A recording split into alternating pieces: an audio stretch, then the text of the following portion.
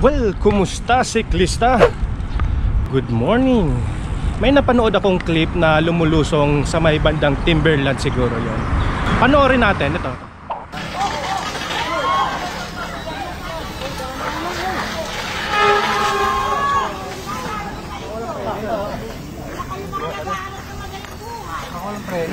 Bisikleta gamit.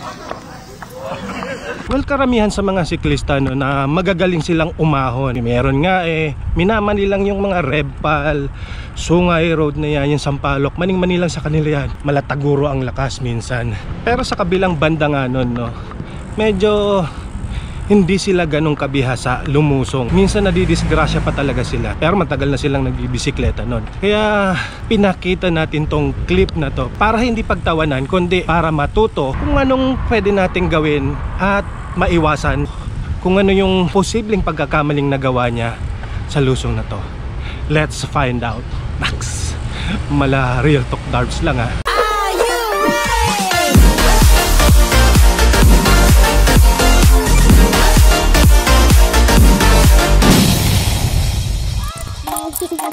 Unang-una na dyan is yung sobrang bilis yung paglusong niya. Ang sobrang bilis na paglusong na lampas sa antas ng kakayanan ng isang rider ay maaaring magresulta sa pagkawala ng kontrol, lalo na sa mga sharp curve o sa mga matitinding palusong na kalsada. At dahil dito, nahihirapan na ang brake ng bike para pahintuin o pabagalin ka sa tamang oras. Out of timing, ika nga. Sumunod is yung maling paggamit ng brake. Ang matinding pagpiga sa brakes, lalo na yung sa unahan na brake, ay maaaring magresulta sa iyong gulong na magla na pwedeng humantong sa disgrasya. At sa kabilang banda, kung aasa ka naman sa likod lamang na brake o rear brake, maaari rin itong humantong sa pag-slide o pag-skid ng gulong. At yung pangatlo natin is yung overestimating yung cornering. Ang mabilis na pagbulusok sa delikadong kurbada na palusong at nasa maling linya ay maaaring humantong sa pag-overshoot o pagkadisgrasya. Ang maling paghusga o desisyon pagdating sa kurbada ay isang karaniwang pagkakamali ng isang siklista. Susunod natin dyan yung hindi pagtingin sa unahan. Look ahead. Kailangan natin makita agad-agad sa unahan kung ano mga sitwasyon.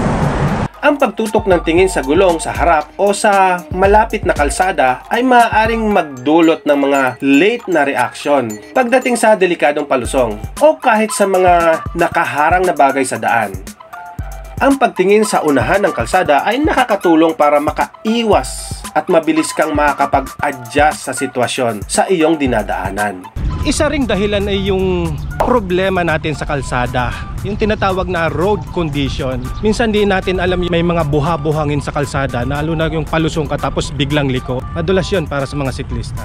Ang pagbaliwala sa basang daan, mabuhangin, at mga malubak na daan ay maaaring humantong sa pagkawala ng maayos na pagkapit ng gulong sa kalsada. Karamihan sa mga siklista ay nabibigong mai-adjust ang kanilang bilis pagdating sa ganitong sitwasyon. Bukod nga sa maling paggamit ng brake na nasabi ko kanina, isa rin dito yung hindi maagang pag-brake. Yung masyado kang kampante at nag-e-enjoy ka sa lusong, nakalimutan mo nang magpreno agad bago ang isang paliko. Ito ay maaaring humantong sa pagkabigla o panic braking, kung saan ang isang siklista ay sumusubok na huminto ng biglaan, na kadalasang humahantong sa mga wheel lock-up o di kaya ang pag-skid ng gulong. Hindi ako sigurado dito pero nasa listahan natin yung maling tire pressure, no? Minsan may epekto rin naman yan sa uri ng paglusong ng bike. Pero ayon sa mga eksperto, ang tamang tire pressure ay may malaking epekto sa grip at handling, lalo na sa cornering. Pero karaniwan naman ito sa mga enduro mountain bike, lalo na sa mga technical na trail. Talagang nakatutok sila sa tire pressure na kailangan ng kanilang mga gulong. O eto pa isa, no? Dahil nga sa sobrang bilis mong lumusong, medyo nakakain mo na yung kabilang linya. Dahil doon, minsan, mabubulaga ka na may kasalubong ka na. Doon ka na matataranta at mag-overshoot ka na o pag-brake mo, bigla ka nang sesemplang nung kasama ng bike mo, tatumbling ka nun. Minsan ang isang siklista ay napupunta sa kabilang linya.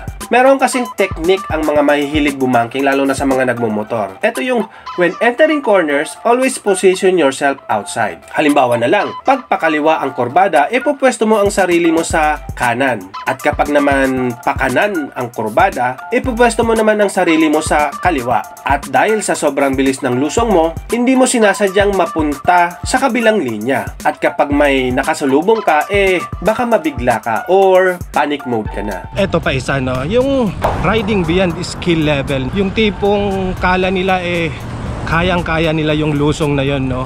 Lalo na sa mga baguhan. Pero di pala nila kaya yung ganong lusong base sa kanilang skill level, no? Kaya humahantong sa disgrasya ang nangyayari. Ang pagtatangkang makipagsabayan sa mas mabilis at mas may karanasan ng mga siklista na hindi mo ka-level ang skills ay maaaring humantong sa mahirap na desisyon. Pwede kang mabigla sa makakasalubong mo at humantong sa hindi inaasahang sitwasyon. Kaya alamin mo ang skill level mo, mga amigo.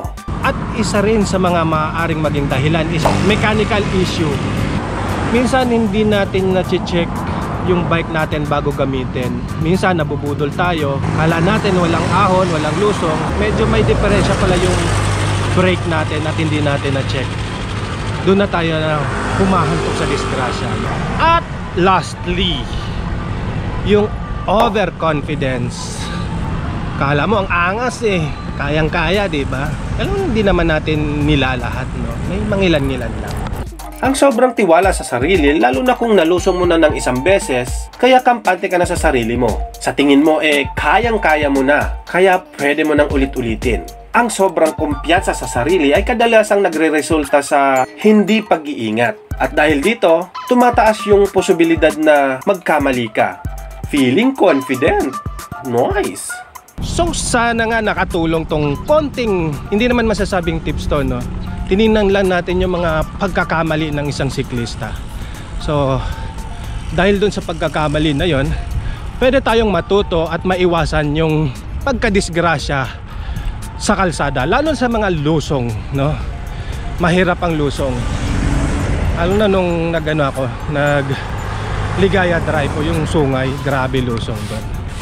Kaya sana'y matutunan natin yung mga technique o yung skills pagdating sa lusong. So hanggang dito na lang.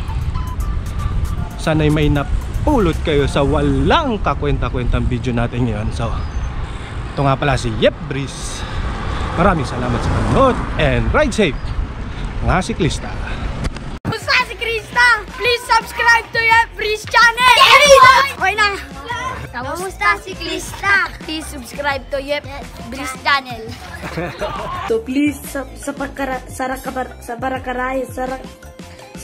whatever.